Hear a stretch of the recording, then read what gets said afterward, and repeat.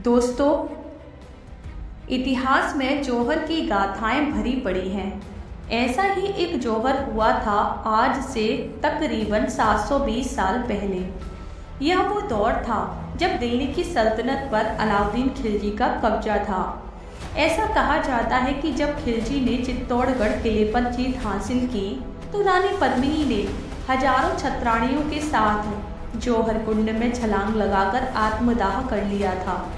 आज भी चित्तौड़गढ़ दुर्ग में वह जौहर कुंड मौजूद है। इतिहासकारों के मुताबिक सन 1303 में 26 अगस्त की वो तारीख थी जब रानी पद्मिनी ने हजारों छत्राणियों के साथ जौहर की आग को गले से लगाया था। मलिक मोहम्मद जायसी ने 1540 में पद्मावत में इसका जिक्र किया है। इसके अलावा कई अन्य किताबों में भी रानी पद्मिनी के उस जौहर का जिक्र है। दोस्तों, तो चलिए सुनते हैं रानी पद्मावती की कहानी। रानी पद्मिनी का मूल नाम पद्मावती था। वह सिंघल द्वीप के राजा की पुत्री थी। राजा रतन सिंह से विवाह के बाद वह चित्तौड़गढ़ की रानी बनी। ऐसा कहा जाता है कि रानी पद्मिनी बेहद खूबसूरत थी। उनकी खूबसूरती के किस्से सुनकर अलाउद्दीन खिलजी ने चित्तौड़गढ़ पर चढ़ाई की थी ताकि वह रानी पद्मिनी को पा सके।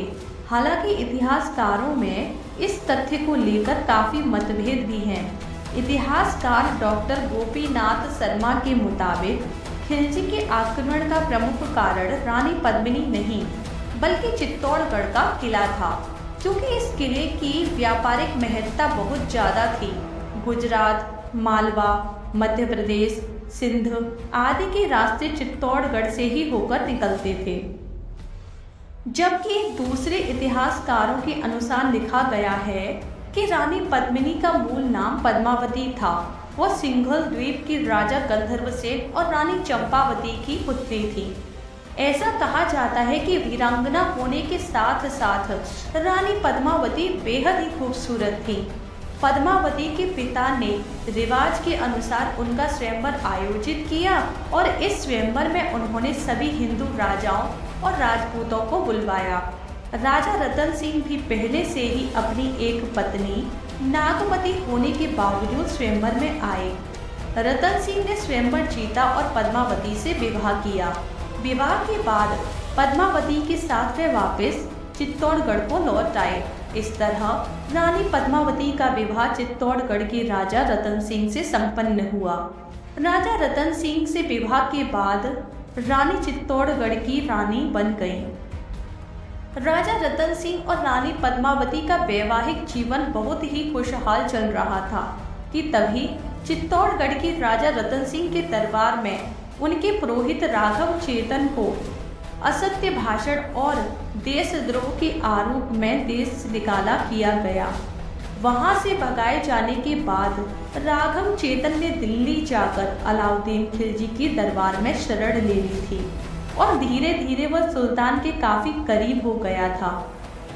उसके इस दौरान रानी पद्मावती की सुंदरता की कहानियां अलाउद्दीन खिलजी को सुनाना शुरू किया।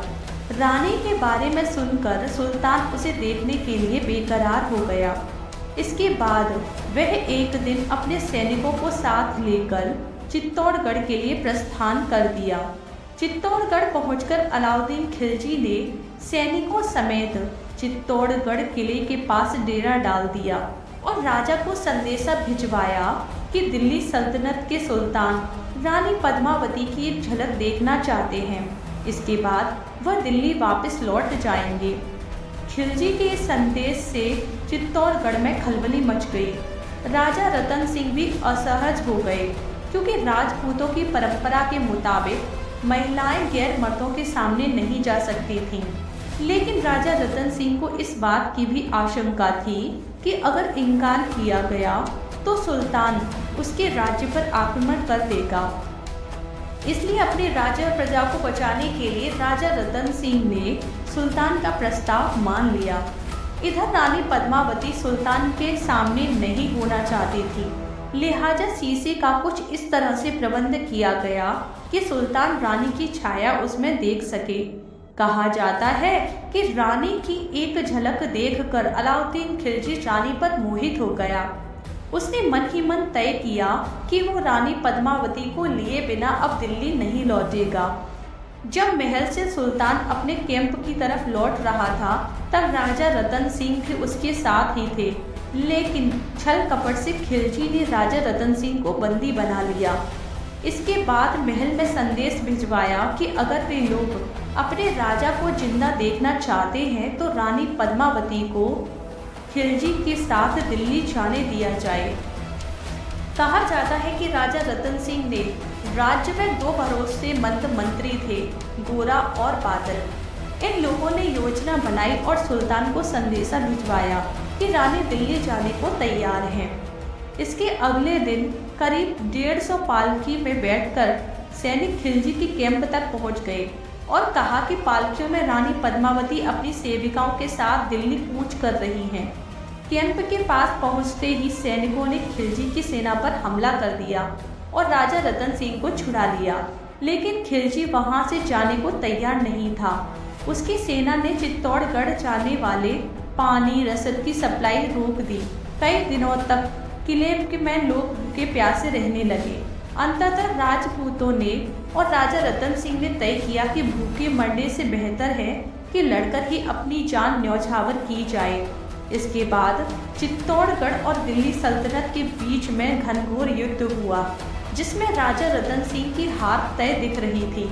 इधर महल में रानी पद्मावती और अन्य राजपूत रानियों ने अलाउद्दीन की गुलामी से बचने और राजपूत धर्म को निभाते हुए जौहर करने का फैसला लिया। कहा जाता है कि रानी पद्मावती ने महल के बीचों बीच एक चिता जलाई और उसमें सबसे पहले खुद कूदी।